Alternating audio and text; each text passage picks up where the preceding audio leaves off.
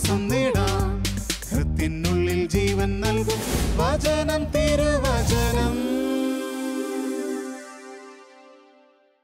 പിതാവിൻ്റെയും പുത്രൻ്റെയും പരിശുദ്ധാത്മാവിൻ്റെയും നാമത്തിൽ ആമേൻ.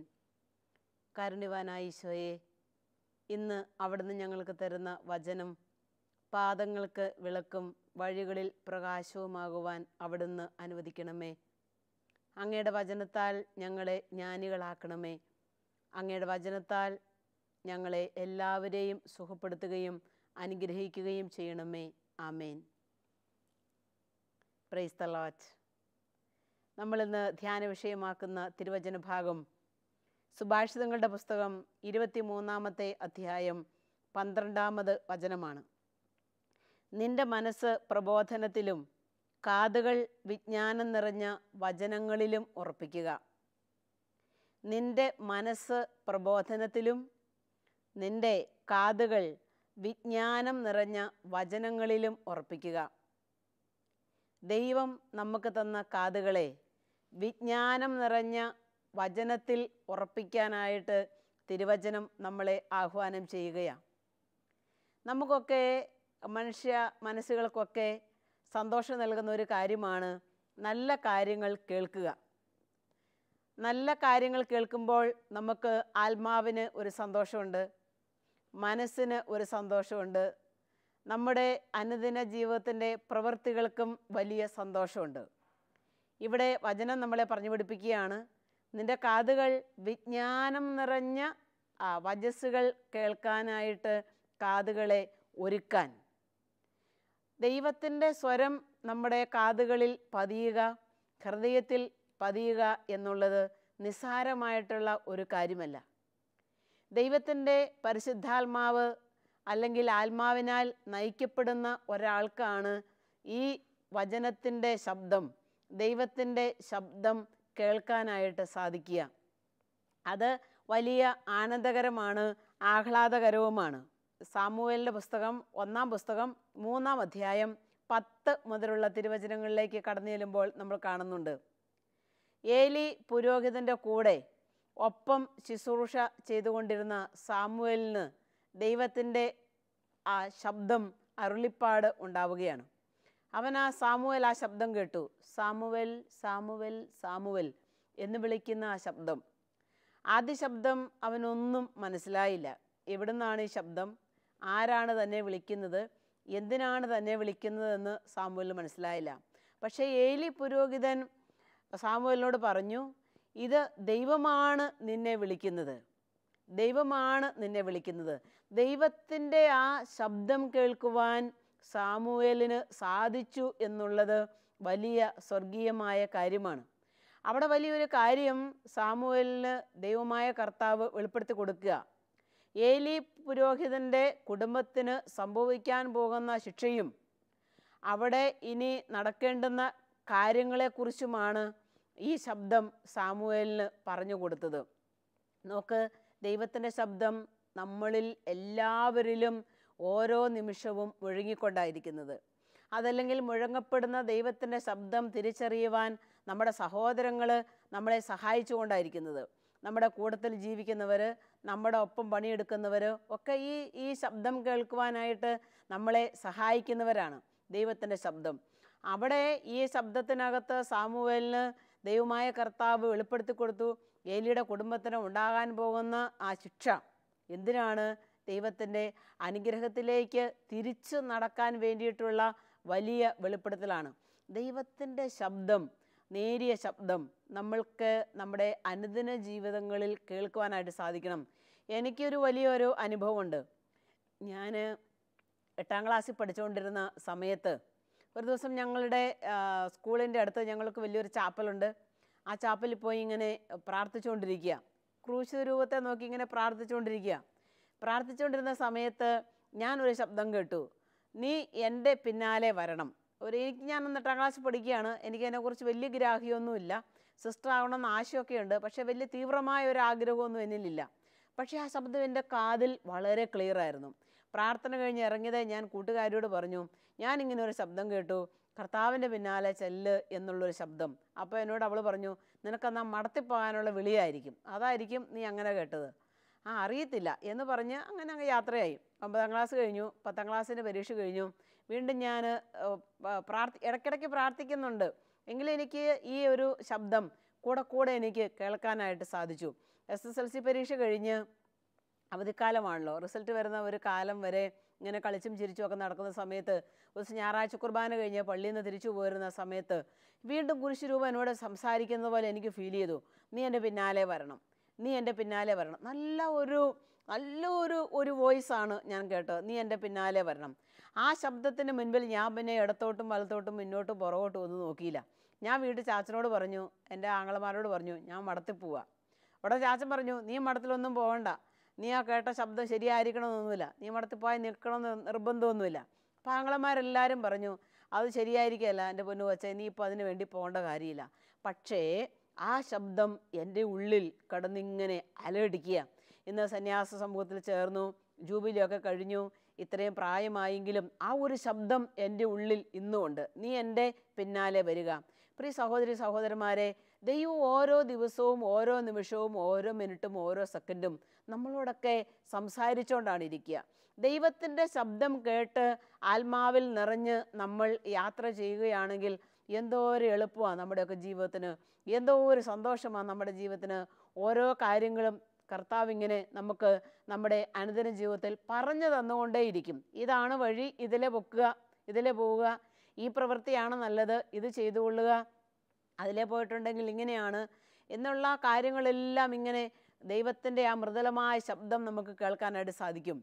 ഞാൻ പലപ്പോഴും ചിന്തിക്കാറുണ്ട്, യോഹന്നാൻ മാംദാന എലിസബത്തിൻ്റെ ഉദരത്തിൽ കിടന്നപ്പോൾ യോഹന്നാൻ ആ ശബ്ദം കേട്ടു അല്ലേ? ദൈവത്തിൻ്റെ ശബ്ദവുമായിട്ട് യോഹന്നാൻ്റെ ശബ്ദം ചേരുകയായിരുന്നു ചെയ്തത്. ഏലീശാമ്മ പരിശുദ്ധ മറിയത്തെ കണ്ടുമുട്ടിയപ്പോൾ മറിയത്തിൻ്റെ ഉദരത്തിലുള്ള യേശുവിൻ്റെ സാന്നിധ്യം, ആ ഒരു സാന്നിധ്യ അനുഭവ ശബ്ദം യോഹന്നാനിലേക്ക് കടന്നു ചെന്നു. അങ്ങനെ യോഹന്നാൻ യേശുവിൻ്റെ ശബ്ദമായി മാറുകയായിരുന്നു. യേശുവിൻ്റെ ശബ്ദവുമായി ഒന്നായി ചേരുകയായിരുന്നു യോഹന്നാൻ മാംദാന. പ്രിയ സഹോദരി സഹോദരങ്ങളെ, ദൈവത്തിൻ്റെ ശബ്ദം കേൾക്കാൻ നമുക്ക് സാധിക്കുവാണെങ്കിൽ ഒത്തിരി കാര്യങ്ങൾ നമ്മുടെ ജീവിതത്തിൽ നടക്കും. ദൈവം നമ്മളോടൊക്കെ സംസാരിച്ചുകൊണ്ടാണ് ഇരിക്കുന്നത്, നമ്മൾ ശ്രദ്ധിക്കാത്തതുകൊണ്ടാണ്, നമ്മളതിന് നമ്മുടെ ഒരു മനസ്സ് കൊടുക്കാത്തതുകൊണ്ടാണ്, അല്ല അതിന് വേണ്ടത്ര ശ്രദ്ധ നമ്മൾ കൊടുക്കാത്തതുകൊണ്ടാണ്. ശബ്ദമുഖരിതമായി പ്രപഞ്ചത്തിൽ ഒരു കൊച്ചു കിളിയുടെ ശബ്ദം നമ്മൾക്ക് കേൾക്കണമെന്ന് നിർബന്ധമുണ്ടോ? അല്ലെങ്കിൽ അത്ര നമ്മൾ വളരെ കെയർഫുള്ളായിട്ടിരുന്നെങ്കിൽ മാത്രമേ ആ കുഞ്ഞു കിളിയുടെ ശബ്ദം നമുക്ക് കേട്ടെടുക്കാനായിട്ട് സാധിക്കുകയുള്ളൂ. കർത്താവ് ഇങ്ങനെ നമ്മളോ ഓരോ ദിവസവും നമ്മളോടിങ്ങനെ സംസാരിച്ചു കൊണ്ടേയിരിക്കും. കർത്താവിൻ്റെ ആ ശബ്ദം പിഞ്ചില്ലുന്നവനൊക്കെ ഭാഗ്യവാനാണ്. അവന് നന്മയുടെ വഴിയിലൂടെ സഞ്ചരിക്കുക വളരെ എളുപ്പവുമായിരിക്കും. 80 ലക്ഷം രൂപ കടമുള്ള ഒരു സഹോദരന് സിസ്റ്റർ ഇപ്പോൾ ആയിരിക്കുന്ന NRC കൊളത്തുവേൽ ധ്യാന കേന്ദ്രത്തിൽ ധ്യാനിക്കാൻ കടന്നു വന്നു.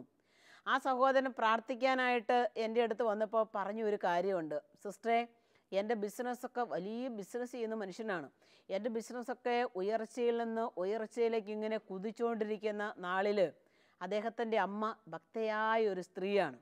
ഈ അമ്മ തൻ്റെ മകനോട് പറഞ്ഞു, മോനെ ഇഷ്ടംപോലെ പൈസ വരുന്നുണ്ട്, കമ്പനിയൊക്കെ വളരെ നല്ല രീതിയിൽ പൊയ്ക്കൊണ്ടിരിക്കുവാണ്, കുഞ്ഞ് ദൈവത്തിന് നന്ദി പറയണം, ഈ ഒരു കാലയളവിൽ നന്ദി പറയാനായിട്ട് നീ പോയി ഒരു ധ്യാനം കൂടണം, ഒന്ന് പ്രാർത്ഥിക്കണം, കുറച്ചുകൂടെ സന്ധ്യാപ്രാർത്ഥനയിൽ സംബന്ധിക്കണം, ഞായറാഴ്ച കുർബാനകളിലേക്ക് എൻ്റെ പൊന്നുമോൻ പോകണം, ഞായറാഴ്ച കുർബാന മുടക്കരുത്, എല്ലാ നല്ല കാര്യങ്ങൾ ഈ അമ്മ മകനോട് പറഞ്ഞുകൊണ്ടായിരിക്കുക.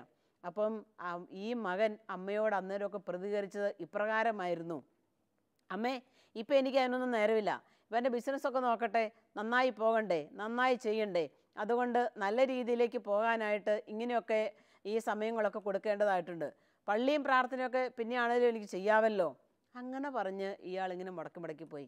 എൻ്റെ പ്രിയ സഹോദരി സഹോദരങ്ങളെ, അങ്ങനെ ഈ ഉയർച്ചയിൽ നിന്ന് ഉയർച്ചയിലേക്ക് പോയിരുന്ന ഇദ്ദേഹത്തിൻ്റെ എല്ലാ കാര്യങ്ങളും കുറേശ്ശെ താഴാൻ തുടങ്ങി.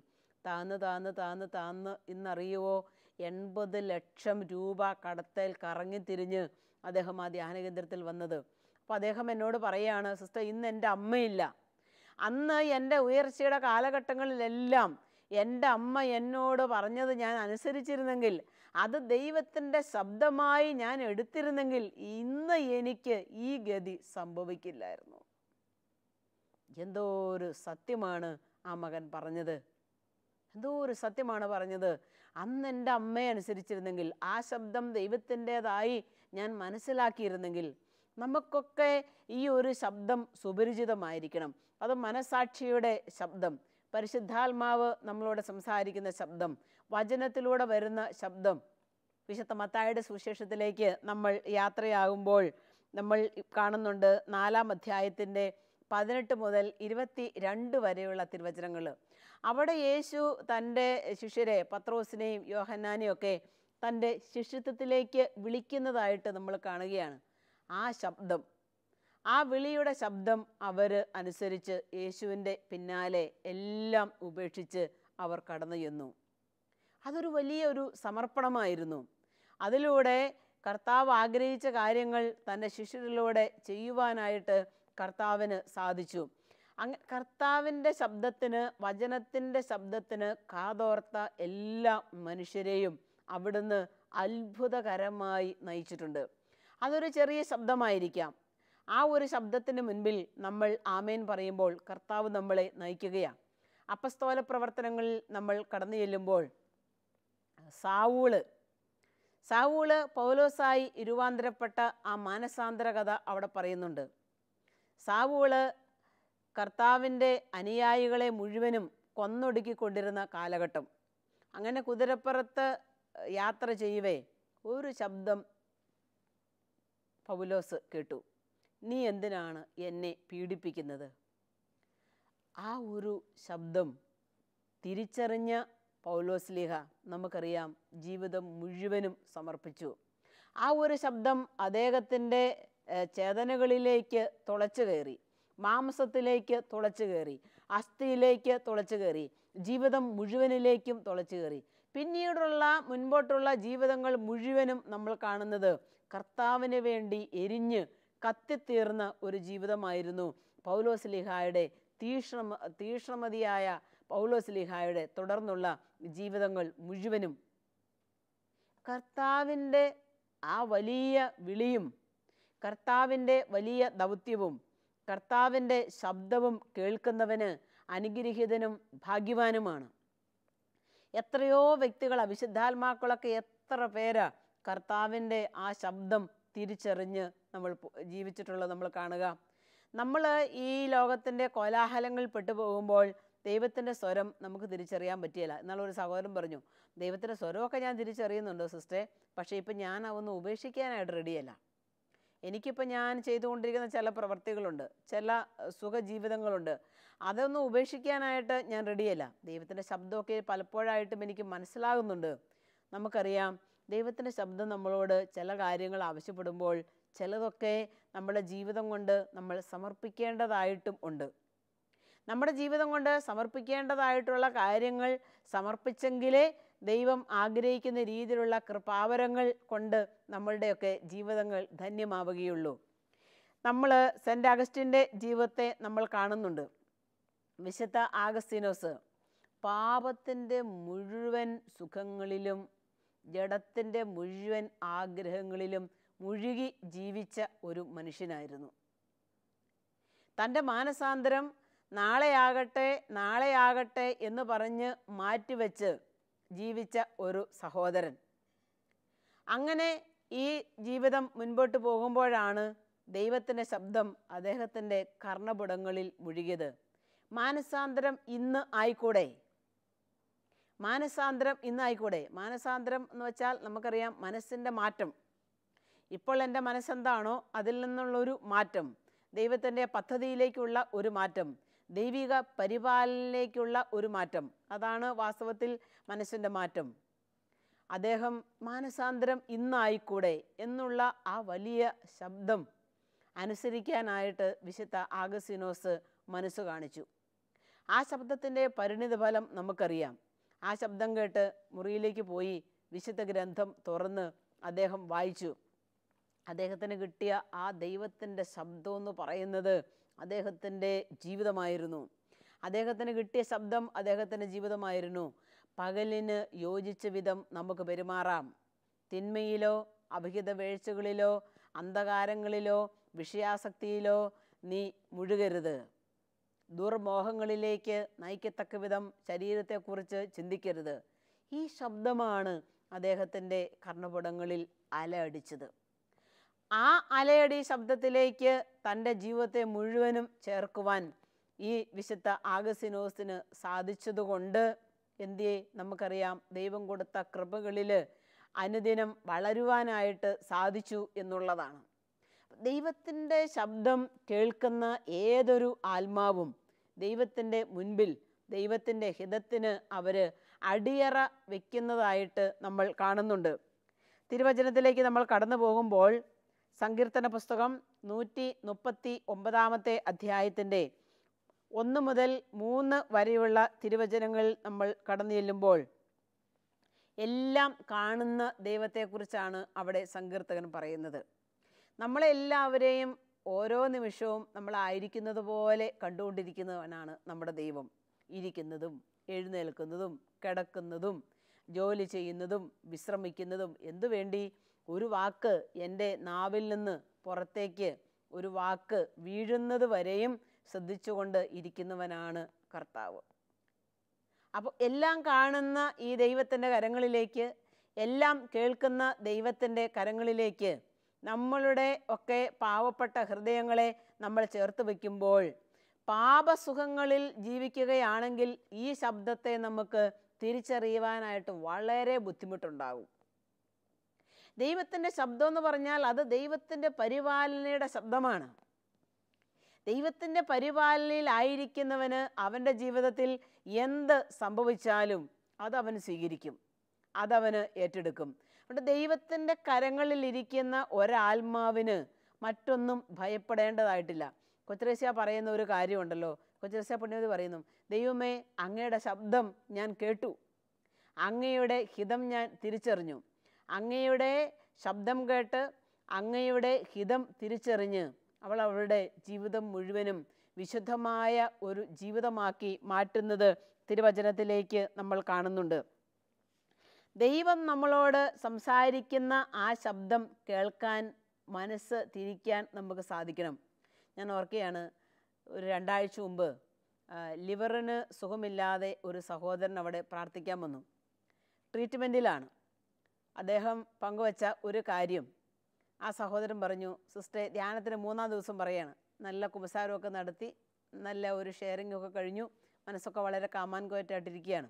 അപ്പോൾ അദ്ദേഹം പറയാണ്, സിസ്റ്റർ എനിക്ക് ഒരുപാട് നാളുകൾക്ക് മുൻപേ ഒരു ദൈവിക പ്രചോദനം തോന്നിയതാ, ഒന്ന് പ്രാർത്ഥിക്കാൻ പോയാലോ, ഒരാഴ്ച ഒന്ന് ധ്യാനിക്കാൻ പോയാലോ.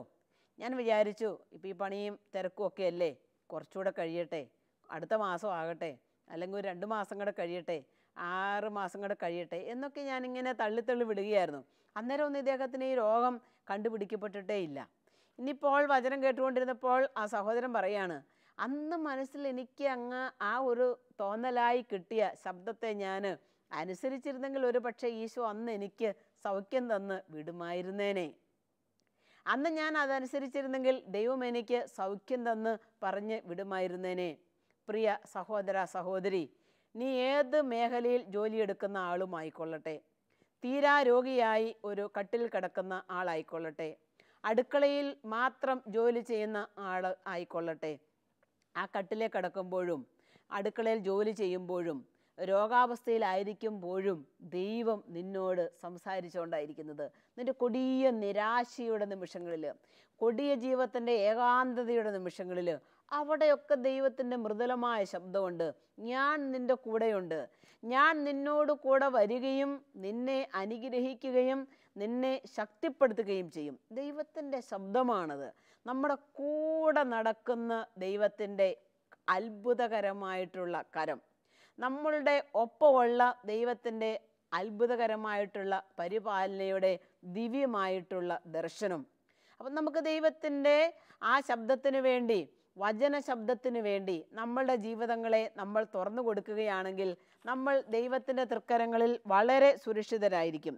യൂദാലേഖനത്തിൻ്റെ 1-ാമത്തെ അധ്യായത്തിൻ്റെ 20-ാമത്തെ വചനം വളരെ ശ്രദ്ധേയമായിട്ടുള്ള ഒരു വചനമാണ്. പ്രിയപ്പെട്ടവരെ, നിങ്ങൾ പരിശുദ്ധാത്മാവിൽ പ്രാർത്ഥിച്ചുകൊണ്ട് നിങ്ങളുടെ പവിത്രമായ വിശ്വാസത്തിൽ അഭിവൃദ്ധി പ്രാപിക്കുവിൻ. ഇതാണ് വചനം പറയുന്നത്.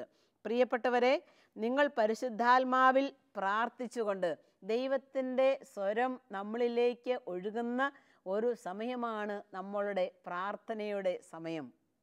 ഞാൻ ഓർക്കെ, ഞാനിപ്പോൾ ഒരു ധ്യാനകേന്ദ്രത്തിൽ ശുശ്രൂഷ ചെയ്യുന്ന ഒരു സിസ്റ്ററാണ്. ആ ധ്യാനകേന്ദ്രത്തിൻ്റെ മിക്കവാറും എല്ലാ കാര്യങ്ങളും ഈശോ എനിക്ക് ഓർമ്മിപ്പിച്ച് തരുന്നത്, അല്ലെ ചെയ്യാൻ വിട്ടുപോയ കാര്യങ്ങൾ ചെയ്യാനായിട്ടുള്ള പ്രചോദനം തരിക, അല്ലെങ്കിൽ ഭാവിയിൽ അവിടെ ചെയ്യേണ്ട കാര്യങ്ങളെക്കുറിച്ച് ചെയ്യാനുള്ള പ്രചോദനം തരുന്നത് എൻ്റെ ആ വ്യക്തിപരമായ പ്രാർത്ഥനയുടെ സമയത്താണ്. കർത്താവ് ഒത്തിരി കാര്യങ്ങൾ പറഞ്ഞു തരും, ഒത്തിരി കാര്യങ്ങൾ എനിക്ക് കാണിച്ചു തരും ആ സമയത്ത്. വചനം എത്ര കൃത്യമായിട്ടാണ് പറഞ്ഞത്. പരിശുദ്ധാത്മാവിൽ പ്രാർത്ഥിച്ചുകൊണ്ട് നിങ്ങളുടെ പവിത്രമായ വിശ്വാസത്തിൽ അഭിവൃദ്ധിപ്പെടണം. ദൈവത്തിൻ്റെ ശബ്ദം കേട്ട് നമ്മളുടെ ആത്മജീവിതം അഭിവൃദ്ധിപ്പെടണമെന്നാണ് ഇവിടെ ശ്ലീഹ നമ്മളെ പഠിപ്പിക്കുക. ദൈവത്തിൻ്റെ ശബ്ദം കേട്ട് ആത്മീയ ജീവിതം അഭിവൃദ്ധിപ്പെടട്ടെ. കർത്താവ് നമ്മളോട് സംസാരിക്കുന്നത് കേൾക്കാൻ, നമുക്കതനുസരിച്ച് ജീവിക്കാൻ സാധിക്കണം. ഞങ്ങളുടെ സന്യാസിനി സമൂഹത്തിൻ്റെ സ്ഥാപക പിതാവായ ബഹുമാനപ്പെട്ട വർക്കിച്ചൻ, ഞാൻ കണ്ടിട്ടുണ്ട്, അച്ഛൻ ഒരുപാട് തവണ ദിവ്യസക്രാരിയുടെ മുൻപിൽ പോയി ഈശോയെ ഇങ്ങനെ അനങ്ങാതെ കണ്ണൊക്കെ തുറന്ന് ഉറ്റു നോക്കിക്കൊണ്ടിരിക്കുക. പ്രാർത്ഥന കഴിഞ്ഞ് അച്ഛൻ ഇറങ്ങി വരുമ്പം എന്തെങ്കിലും ഒരു പ്രധാനപ്പെട്ട കാര്യം അച്ഛന് പറയാനുണ്ടായിരിക്കും. അച്ഛൻ പറയുന്നത് ഇതാണ്: കർത്താവിൻ്റെ ശബ്ദം ഞാൻ കേട്ടു, കർത്താവ് എന്നോട് സംസാരിച്ചു, ഇന്നതുപോലെ ചെയ്യണമെന്ന്. എന്തോ ഒരു വിശ്വാസത്തോടു കൂടിയാണ് ആ ഒരു ആത്മാവിൽ വളർച്ച പ്രാപിച്ച് ദൈവവുമായിട്ടുള്ള ഐക്യത്തിൽ വളർന്ന് മുൻപോട്ട് നീങ്ങിയത്. ദൈവാത്മാവുമായിട്ടുള്ള ഐക്യത്തിൽ കഴിയുന്ന ആത്മാവിന് ദൈവത്തിൻ്റെ ശബ്ദം സുപരിചിതമാണ്. അതല്ലേ മറിയത്തിൻ്റെ അടുത്തേക്ക് ദൈവത്തിൻ്റെ ശബ്ദം കടന്നു ചെന്നതേ അമ്മ പറഞ്ഞത്, ഇതാ കർത്താവിൻ്റെ ദാസി, ഇതാ കർത്താവിൻ്റെ ദാസി, നിൻ്റെ വാക്ക് എന്നിൽ നിറവേറട്ടെ. ആ ശബ്ദത്തിൻ്റെ മുൻപിൽ പരിശുദ്ധ മറിയം ആമേൻ പറയുകയായിരുന്നു. നമുക്കും അനുദിന ജീവിതത്തിൽ എല്ലാ ജോലിയുടെ എല്ലാ നിമിഷങ്ങളിലും, നമ്മുടെ കുടുംബ പ്രശ്നങ്ങളിലും, ആധ്യാത്മിക ജീവിതത്തിൻ്റെ തളർച്ചയുടെ നിമിഷങ്ങളിലും, പ്രാർത്ഥിക്കാൻ പറ്റുന്നില്ലെങ്കിൽ പോലും നമ്മൾ കർത്താവിനെ മനസ്സിൽ അനുസ്മരിച്ചുകൊണ്ടിരിക്കുമ്പോഴും അവിടുന്ന് നമ്മളോട് സംസാരിച്ചു കൊണ്ടിരിക്കും, അവിടുന്ന് നമ്മളെ ബലപ്പെടുത്തിക്കൊണ്ടിരിക്കും. അങ്ങനെ ദൈവത്തിൻ്റെ ആ ശബ്ദം കേട്ട് നമുക്ക് നമ്മുടെ ജീവിതത്തെ മുൻപോട്ട് ക്രമപ്പെടുത്തുകയാണെങ്കിൽ വലിയ സമാധാനവും സമാശ്വാസവും നമുക്ക് അനുഭവിക്കാനായിട്ട് സാധിക്കും. നമുക്ക് ഒരു നിമിഷം പ്രാർത്ഥിക്കാം, കണ്ണുകളടയ്ക്കാം. വചനമായ ഈശോയെ, അങ്ങയുടെ വിശുദ്ധമായ പ്രബോധനങ്ങൾ എൻ്റെ കാതുകളിൽ പതിക്കുവാൻ അവിടുന്ന് എന്നെ അനുഗ്രഹിക്കണമേ. അങ്ങയെ കേൾക്കുവാൻ അടഞ്ഞിരിക്കുന്ന എൻ്റെ കാതുകളെ തുറക്കണമേ. അങ്ങയുടെ ശബ്ദത്തെ തിരിച്ചറിയുവാൻ പാപങ്ങളിൽ മുഴുകിയിരിക്കുന്ന എൻ്റെ ആത്മാവിനെ അവിടുന്ന് വിശുദ്ധീകരിക്കണമേ. ഓ പരിശുദ്ധാത്മാവേ, ദൈവത്തിൻ്റെ ശബ്ദം അങ്ങാണെന്ന് ഞാൻ തിരിച്ചറിഞ്ഞ് അതിന് പ്രകാരം ജീവിക്കുവാൻ എന്നെ സഹായിക്കുകയും ശക്തിപ്പെടുത്തുകയും ചെയ്യണമേ. ആമേൻ.